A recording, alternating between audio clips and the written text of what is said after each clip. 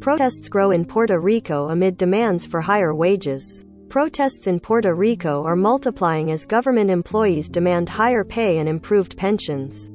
3:20. San Juan, Puerto Rico. 4 men walked to the parking lot before dawn, then sat down blocking the entrance and linked their arms to await the arrival of hundreds of federal and state employees for the workday.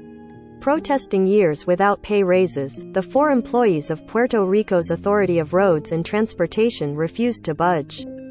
A specialized police unit finally moved in to remove them, and as they were put in handcuffs, one of the men yelled, "Fair salary.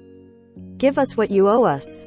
It's a cry that has echoed across Puerto Rico in recent weeks as government employees and supporters take to the streets, emboldened by thousands of public schoolteachers who abandoned classrooms in early February to demand raises and better pensions. Protests are multiplying, with union leaders calling another demonstration for Friday, and social unrest is posing one of the biggest challenges for Governor Pedro Pierluisi a year into his term. The people kicked the U.S. military out of Vieques. They kicked out a governor.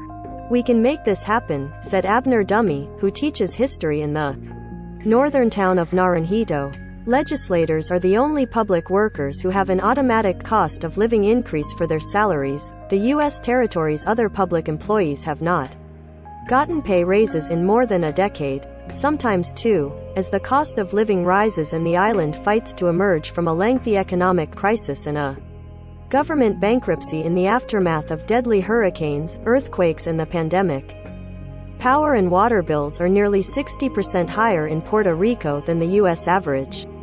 Groceries are 18% more expensive than on the mainland, although health careened housing costs, among others, are lower, according to the island's Institute of Statistics. Marcia Rivera, an economist and sociologist whose research focuses largely on poverty and inequality, said government workers are grappling with rising prices while getting the same salaries they had in 2008. "They're fed up," she said. Many public employees work 1 or 2 additional jobs to make ends meet. Carlos Javier Vasquez, for one, is a paramedic in the mountain town of Barranquitas, and he also teaches emergency medicine and operates an ambulance company to help support his wife and 4 children. "It's a life that is exhausting and not sustainable," he said. But with paramedics in Puerto Rico earning a base salary of $1,725 a month, he said he has no choice. "It's extremely difficult to survive on that." In an attempt to quell the demonstrations, the governor promised teachers a $1,000 monthly increase just days after 70% of them walked out of their classrooms in protest earlier this month. He expanded the offer to school principals, regional superintendents and others just days later. Shortly afterward, he promised a $500 monthly increase for firefighters and a 30% raise for paramedics.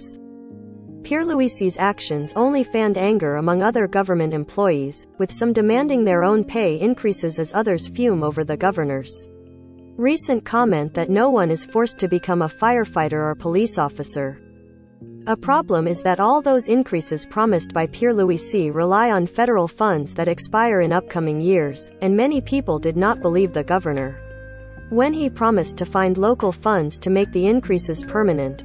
That promise also worried economists as Puerto Rican leaders try to restructure a $70 billion public debt following decades of mismanagement, corruption and excessive borrowing that forced the government to declare the largest municipal bankruptcy in U.S. history in 2017, just months before Hurricane Maria battered the "It's highly irresponsible," said Antonio Furnos, a Puerto Rico economist and university professor who believes the government is unable to make the increases permanent. "It's public finance 101 of what not to do."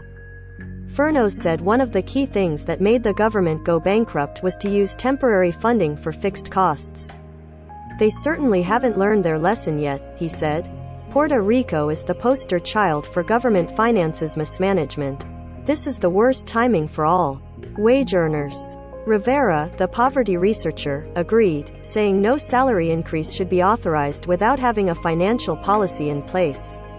She added that the governor should not manage affairs by responding to yelling. "He has opened Pandora's box," she said. He cannot meet all the demand that he himself generated. Pierluisi's announcement came just weeks after the Federal Control Board that oversees Puerto Rico's finances approved a fiscal plan that contained smaller pay increases for teachers, firefighters and other employees. It said the government's financial state did not allow for more.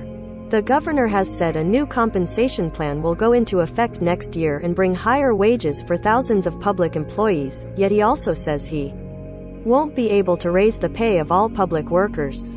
I obviously cannot please everyone, he said Wednesday. That is impossible. That same day, he announced a 30% pay increase for dispatchers and medical emergency technicians, including paramedics. On Thursday, he announced a $500 monthly increase for prison officers. And while economists are warning about the lack of financing, union leaders say the promised increases are only a good first step. They say more is needed and complain that the government is cutting pension benefits and raising the retirement age. Wanda Ramos, a special education teacher in Caguas, said the pension she is to get upon retirement is being cut from $2,400 a month to $960. She said she struggles now after not getting a raise in 12 years. I can only buy the essentials. I never have a full fridge, Ramos said, adding that a hefty portion of her salary goes to paying her daughter's college. Magdalia Santiago, who is also a special education teacher, said she faces similar struggles. Pay the lights, you don't pay water, she said.